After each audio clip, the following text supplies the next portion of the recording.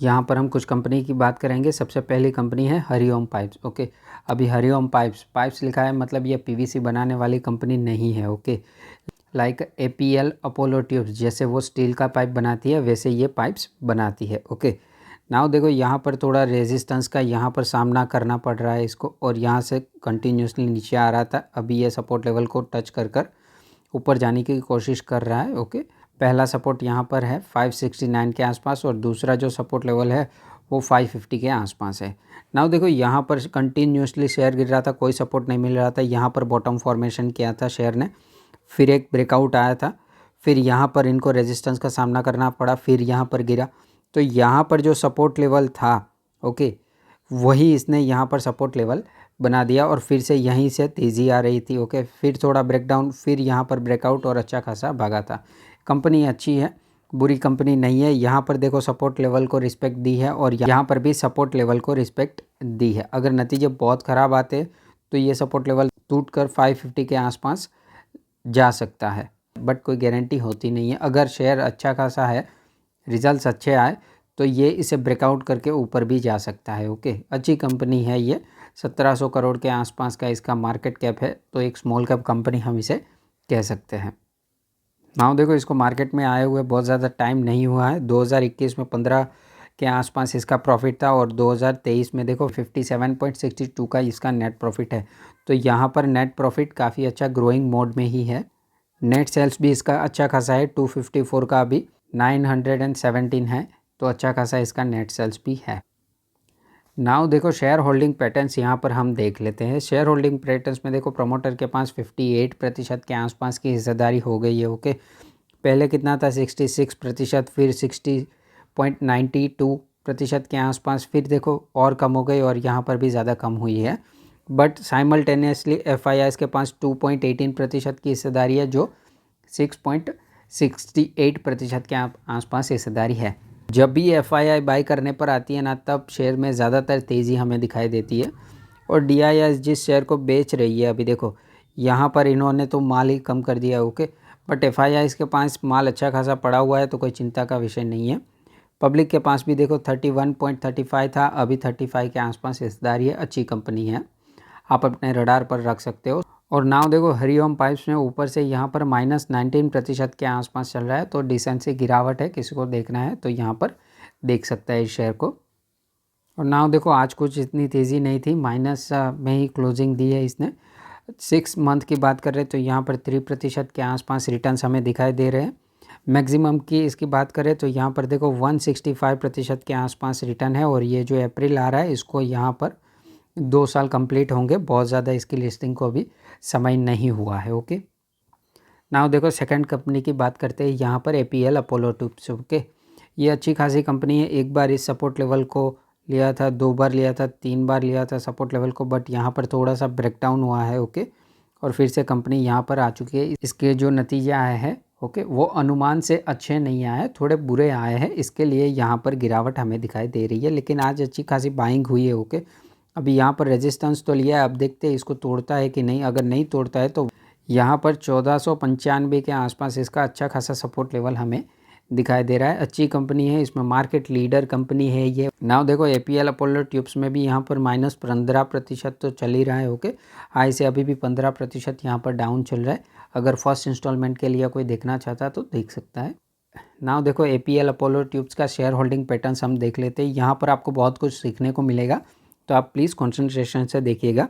Promoter के पास पहले कितनी होल्डिंग थी, 37% के आसपास, फिर देखो यहाँ पर 34 के आसपास हो गए, फिर 31 के आसपास, और अभी 29.56 के आसपास होल्डिंग हो रही है। ओके, तो देखो यहाँ पर लगातार प्रमोटर अपना माल कम कर रहे हैं। बट यहाँ पर अगर हम देखें तो एफआईआई के पास पहले 24% के आसपास हिस्सेदारी थी, अभी 29% के आसपास हिस्सेदारी है। डीआईआई के पास देखो 10% है, तो अभी डीआईआई 13.75% हो गई है। ओके, और अगर पब्लिक को हम देखें तो यहाँ पर 28% के आसपास थी, बीच में काफ़ी अच्छी हिस्सेदारी थी, 31, 32, फिर यहाँ पर देखो 27.41% की हिस्सेदारी है। जहाँ पर पैसे बनते हैं वहाँ से पब्लिक निकलना चालू कर देती है। ओके, और जहाँ पर पैसे बन रहे हैं वहाँ पर मेनली देखो एफआईआई ने भी इंक्रीज़ किया है माल, डीआईआई ने भी माल इंक्रीज़ किया है। इसका मतलब ये नहीं होता है कि प्रमोटर बेच रहे तो शेयर में गड़बड़ है, ऐसा नहीं है। अगर FII DII यहाँ पर माल उठा रहे तो कोई दिक्कत वाला सीन नहीं होता है। नाउ देखो यहाँ पर 2.5% के आसपास आज तेज़ी थी APL अपोलो ट्यूब्स में।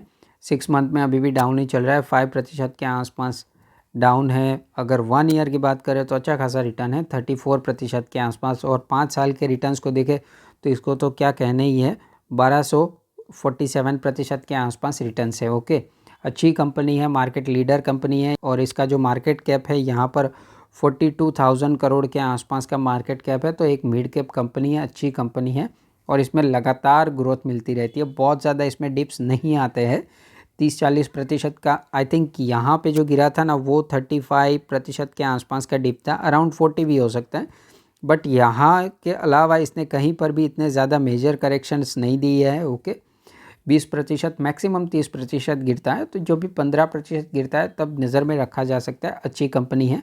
और अगर मैक्सिमम चार्ट पैटर्न की बात करें तो यहाँ पर 10,768% के आसपास बेहतरीन रिटर्न्स बने। बट यहाँ पर देखो इस पोर्शन में तो कंपनी चल ही नहीं रही थी। ओके, यहाँ पर लगभग 2 या 2.5 साल तक कंपनी ने कोई परफॉर्म नहीं किया था। इसका मतलब नहीं होता है कंपनी ख़राब हो गई है। ओके, यहाँ पर जिन्होंने बाय ऑन डिप किया इनको यहाँ पर बहुत अच्छा रिवॉर्ड मिल रहा है। तो कभी भी कोई भी कंपनी कभी कभी 2 साल नहीं चलेगी, 3 साल नहीं चलेगी, 4 साल नहीं चलेगी, इसका मतलब ये नहीं होता है कि ख़राब हो गई है कंपनी। ओके, अभी देखो केमिकल सेक्टर में स्लो डाउन चल रहा है, तो कोई भी केमिकल सेक्टर की कंपनी बहुत ज़्यादा तेज़ नहीं है, वहाँ पर भर भर के अपॉर्चुनिटी है, लेकिन लोग अभी नेगेटिव हो चुके हैं उसके बारे में।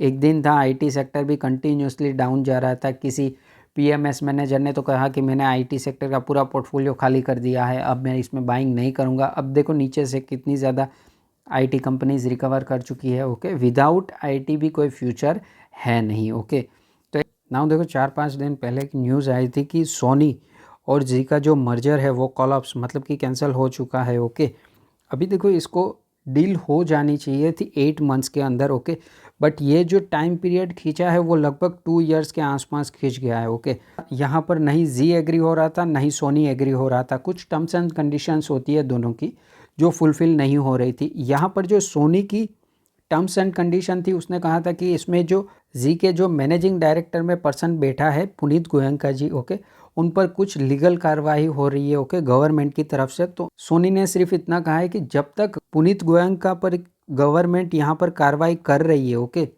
तब तक आप उन्हें हटा दीजिए इस पद से। अगर पुनीत गोयनका को वहाँ पर क्लीन चिट मिल जाती है तो सोनी को कोई दिक्कत नहीं थी। बट यहाँ पर जी वाले माने नहीं, इसके लिए यहाँ पर ये डील कैंसिल हो चुकी है। नाउ देखो आज तो कुछ 1% के आसपास की गिरावट दिखाई दे रही है। अगर 6 मंथ्स में देखो यहाँ पर देखो 33% के आसपास गिर चुका है। जैसे ही खबर आई जी और सोनी का मर्जर नहीं हो रहा है, वो न्यूज़ आने के बाद यहाँ पर शेयर कॉलअप्स कर गया था।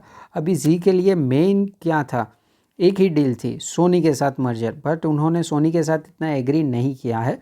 सोनी बाहर के जापान की कंपनी है, जापान की कंपनी और बाहर की जितनी भी कंपनीज़ होते हैं वो बहुत कंसंट्रेट करते हैं कि जो भी कंपनी के साथ हम मर्जर कर रहे हैं उनके जो मैनेजिंग लेवल के पर्सन हैं उन पर बहुत ज़्यादा गवर्नमेंट का केस नहीं होना चाहिए, उनको क्लीन चिट मिली होनी चाहिए। वो इस चीज़ पर बहुत ध्यान देते हैं, इसके लिए ये मर्जर नहीं हुआ है। और नाउ देखो 5 साल में क्या बात कर रहे हैं, आधा शेयर उड़ चुका है 54% के आसपास। और अगर लॉन्ग टर्म की भी बात करें तो यहाँ पर एक स्पाइक आया था, उसके बाद यहाँ पर देखो कोई रिटर्न्स नहीं बने, और यहाँ पर 20 साल तक किसी की भी वेल्थ नहीं बनी है। जिसने यहाँ पर होल्ड किया है आज यहाँ पर ही वो होल्ड कर रहा है, तो इसका भी कोई फ्यूचर इतना ज़्यादा दिखाई नहीं दे रहा है। जी का एक ही ऑक्सीजन था सोनी के साथ मर्जर जो हुआ नहीं। ओके, मैं ऐसे ही बेहतरीन वीडियोस लाते रहता हूँ। अगर आपको वीडियो पसंद आ रहा है तो आप कमेंट, लाइक, शेयर, सब्सक्राइब कर दीजिएगा। ओके, चलो, थैंक यू।